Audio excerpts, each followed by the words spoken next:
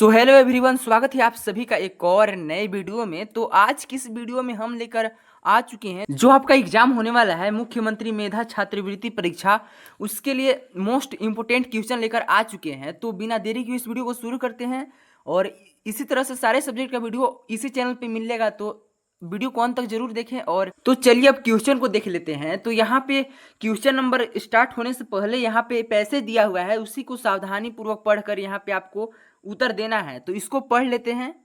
तो यहाँ पे लिखा हुआ है, निम्नलिखित अनुच्छेद को सावधानी पूर्वक पढ़कर दिए गए प्रश्नों के उत्तर दीजिए। तो यहाँ पे इसको अगर हम पढ़ लेते हैं तो यहाँ पे लिखा हुआ है, धन के तीन उपयोग है, भोग, दान तथा नाश। धन का व्यय विलास में करने का नाम भोग है। भोग करने से केवल क्षणिक आनंद की प्राप्ति होती है, यह धन का दुरुपयोग है। धन का सदुपयोग सुख और शांति देता है। धन के द्वारा किया गया सबसे महत्वपूर्ण कार्य परोपकार के लिए दान है। संसार में ऐसे अमीर बहुत कम हैं जो अपना भोग विलास त्याग कर अपने धन को परोपकार में लगाते हैं। वे वास्तव में धन का सदुपयोग करते हैं, परंतु जो न धन का भोग करते हैं न ही धन का दान करते हैं, उनके धन का नाश अवश्य भावी है। और इसी से यहाँ पे 61 नंबर क्वेश्चन आपसे कह रहा है कि धन के कितने उपयोग होते हैं। तो यहाँ पे पहला ऑप्शन दिया हुआ है लोभ, काम और क्रोध। दूसरा है लोभ, मोह और क्रोध। और तीसरा है भोग, लोभ और मोह। और चौथा है भोग, दान और नाश। तो इसका जो करेक्ट आंसर हो जाएगा ऑप्शन नंबर 4, क्योंकि इसी को मेंशन किया गया है ऊपर पैसेज में। तो भोग, दान और नाश जो है इसका धन के तीन उपयोग है और यही इसका राइट आंसर हो जाएगा। इसी तरह से यहाँ पे अगर आगे देखिए 65 नंबर क्वेश्चन को, तो यहाँ पे है, धन के भोग में कैसा आनंद प्राप्त होता है। तो यहाँ पे 4 ऑप्शन दिया हुआ है दोस्तों। पहला ऑप्शन है लघु आनंद, दूसरा है अस्थाई आनंद, तीसरा है क्षणिक आनंद और चौथा है दीर्घ आनंद। तो इसका राइट आंसर हो जाएगा ऑप्शन नंबर 3, क्षणिक आनंद प्राप्त होता है धन के भोग से। और इसी तरह से यहाँ पे अगला क्वेश्चन है कि भोग किसे कहते हैं। तो यहाँ पे पहला ऑप्शन दिया हुआ है, विलास में धन का व्यय करने को भोग कहते हैं। इसी तरह से अगला क्वेश्चन है कि दूसरे की सहायता में धन का व्यय करने को भोग कहते हैं। और इसी तरह से तीसरा ऑप्शन है, दान में धन का व्यय करने को भोग कहते हैं। और इसी तरह से चौथा है, इनमें से कोई नहीं।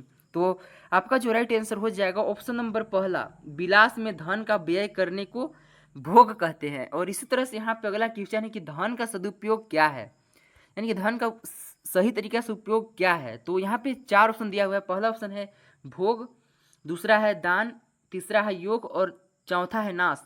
तो इसका जो राइट आंसर हो जाएगा ऑप्शन नंबर जो दूसरा है, यहाँ पे दान जो है इसका राइट आंसर हो जाएगा।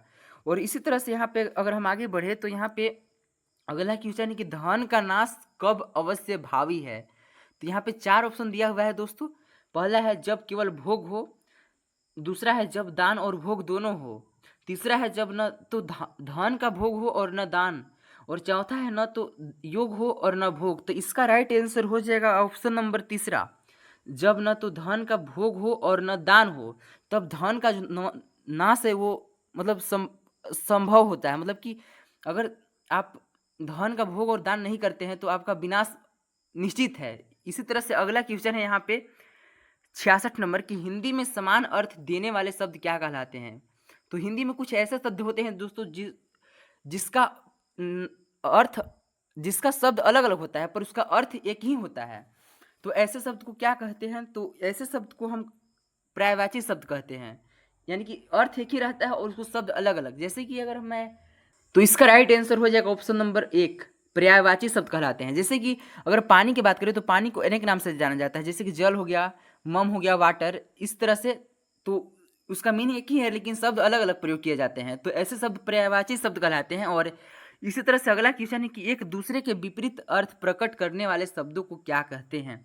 तो आप खुद जानते होंगे दोस्तों, विलोम शब्द कहते हैं। ऑप्शन नंबर जो 4 है इसका राइट आंसर हो जाएगा। और इसी तरह से आगे बढ़े तो अगला क्वेश्चन है कि भानुदय शब्द का संधि विच्छेद क्या होगा।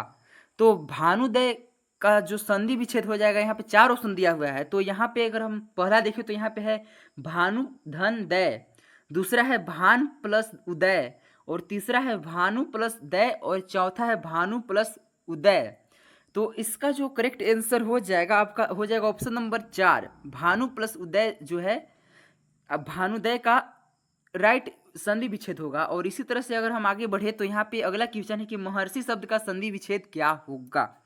तो महर्षि का संधि विच्छेद यहाँ पे 4 ऑप्शन दिया हुआ है। पहला है महाधन ऋषि, दूसरा है महधन ऋषि, और तीसरा है महधन ऋषि, और चौथा महधन ऋषि। यानी हमें देखने से तो यहाँ पे 3 और 4 दोनों सेम ऑप्शन है। तो इसका जो करेक्ट आंसर हो जाएगा ऑप्शन नंबर पहला महर्षि।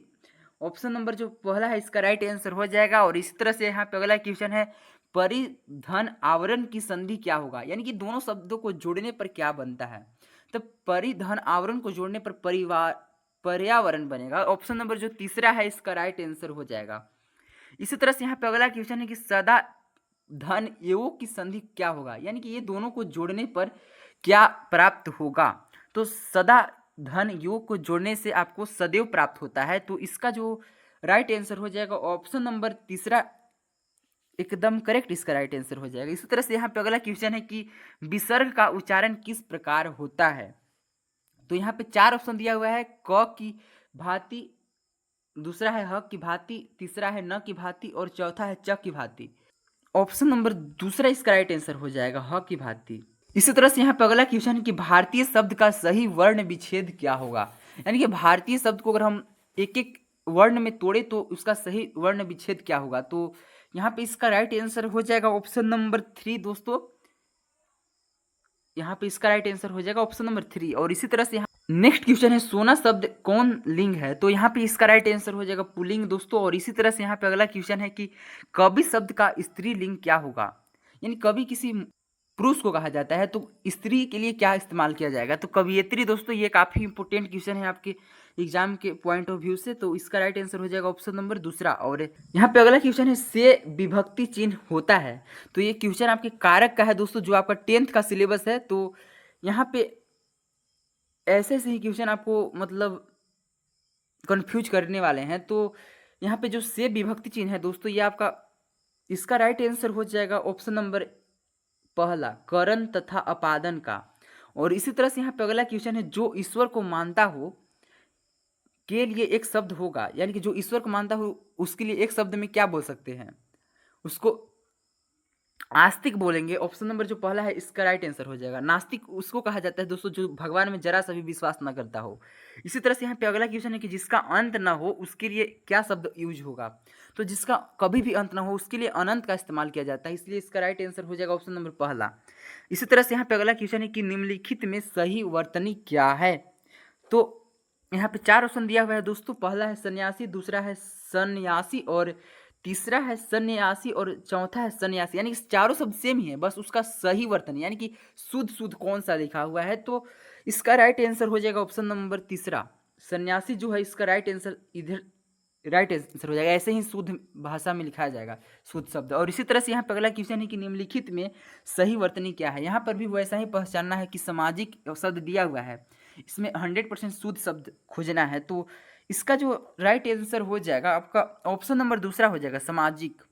ऐसे ही सामाजिक लिखा जाता है शुद्ध। और इसी तरह से यहाँ पे अगला क्वेश्चन है कि निम्नलिखित में विस्मयादि बोधक चिन्ह क्या है। विस्मयादि बोधक मतलब कि जहाँ पे आश्चर्यजनक बात हो वहाँ पे विस्मयादि चिन्ह का उपयोग किया जाता है। और उसका जो सिंबल होता है वो दोस्तों ऑप्शन नंबर दूसरा इसका राइट आंसर हो जाएगा, क्योंकि यहाँ पे तीसरा जो है ये तो प्रश्नवाचक चिन्ह है और ये तो संख्या है एक। और इस तरह से इसका राइट आंसर हो जाएगा ऑप्शन नंबर दूसरा। और इसी तरह से हम आगे बढ़ और यहाँ पे अब आगे यहाँ पे दिया हुआ है दोस्तों कि जो सिर्फ ऐसे कोई भी वाक्य के अंत में सिर्फ ऐसे लगा देने से उसको क्या कहा जाता है, उसको पूर्ण विराम कहा जाता है। ऑप्शन नंबर दूसरा जो है इसका राइट आंसर हो जाएगा। और इसी तरह से यहाँ पे अगला क्वेश्चन है कि अपना उल्लू सीधा करना मुहावरा का क्या अर्थ होता है। तो अपना उल्लू सीधा करना मुहावरे का अर्थ होता है अपना स्वार्थ पूरा करना। ऑप्शन नंबर जो तीसरा है इसका राइट आंसर हो जाएगा। और इसी तरह से यहाँ पे आगे बढ़े तो 84 नंबर जो क्वेश्चन है यहाँ पे कह रहा है कि घाव पर नमक छिड़कना मुहावरे का अर्थ क्या है। तो दुखी को सॉरी क्वेश्चन कहाँ चल गया इसका। तो यहाँ पे क्वेश्चन है दोस्तों घाव पर नमक छिड़कना मुहावरा का अर्थ क्या है। तो घाव पर नमक छिड़कना मुहावरे का अर्थ होता है दुखी को और दुख देना। ऑप्शन नंबर जो तीसरा है इसका राइट आंसर हो जाएगा। और इसी तरह से यहाँ पे अगला क्वेश्चन है कि एक अनार 100 बीमार, इस शब्द का अर्थ क्या है। तो इसका जो करेक्ट आंसर हो जाएगा ऑप्शन नंबर पहला वस्तु कम चाहने वाला अधिक। इसका करेक्ट आंसर ऑप्शन नंबर 1 हो जाएगा। और इसी तरह से यहाँ पे अगला क्वेश्चन है, काला अक्षर भैंस बराबर, इसका अर्थ क्या होता है? तो इसका जो राइट आंसर हो जाएगा, अनपढ़ को बोला जाता है काला अक्षर भैंस बराबर। और इसी तरह से यहाँ पे अगला क्वेश्चन है, निम्नलिखित में शुद्ध वाक्य कौन है, आपको पहचानना है। तो यहाँ पे 4 ऑप्शन दिया हुआ है। पहला है, राम और सीता लक्ष्मण वन को गया, राम और सीता लक्ष्मण वन को गए, राम और सीता लक्ष्मण वन को गया। और यहाँ पे 4 ऑप्शन है, राम सीता और लक्ष्मण वन को गए। तो इसके जो राइट आंसर हो जाएगा आपका ऑप्शन नंबर 4 हो जाएगा, राम सीता और लक्ष्मण वन को गए। क्योंकि यहाँ पे 2 से अधिक लोग हैं, तो यहाँ पे सिंगल यानी कि यहाँ पे एक वचन थोड़ी नहीं इस्तेमाल होगा, इसके लिए यहाँ बहुवचन इस्तेमाल किया गया, इसलिए ऑप्शन नंबर 4 इसका राइट आंसर हो जाएगा। और इसी तरह से यहाँ पे अगला क्वेश्चन है, निम्नलिखित में शुद्ध वाक्य कौन सा है। तो यहाँ पर भी वैसे ही आग जैसा नेक्स्ट क्वेश्चन पहले दिया हुआ है, वैसा ही यहाँ पे भी क्वेश्चन दिया हुआ है। तो यहाँ पे केवल 2 पुस्तकें हैं, ये इसका राइट आंसर हो जाएगा। और इसी तरह से यहाँ पे अगला क्वेश्चन है कि अन्याय के विरुद्ध खाली स्थान को भरना है। तो यहाँ पे खाली स्थान क्या भराएगा, यहाँ पे भर के सुटेबल जो लगता है उसको भर दीजिए। तो यहाँ पे अन्याय के विरुद्ध लाठी उठाना हमारा कर्तव्य है, अन्याय के विरुद्ध आवाज उठाना। ऑप्शन नंबर जो दूसरा है इसका राइट आंसर हो जाएगा दोस्तों, क्योंकि यही सुटेबल लग रहा है। और इसी तरह से यहाँ पे अगर हम लास्ट क्वेश्चन देखिए आज का, तो यहाँ पे है अधजल, यहाँ पे खाली स्थान दिया हुआ है छलकत जाए। तो आप एक कहावत सुने होंगे दोस्तों, अधगल गगरी छलकत जाए। तो यहाँ पे इसका राइट आंसर हो जाएगा ऑप्शन नंबर दूसरा, जो इसके लिए सुटेबल है। तो अधजल गगरी छलकत जाए, ये इसका राइट आंसर हो जाएगा। और ये रहा आज का वीडियो दोस्तों, मिलते हैं एक और नई वीडियो में, तब तक के लिए बाय बाय।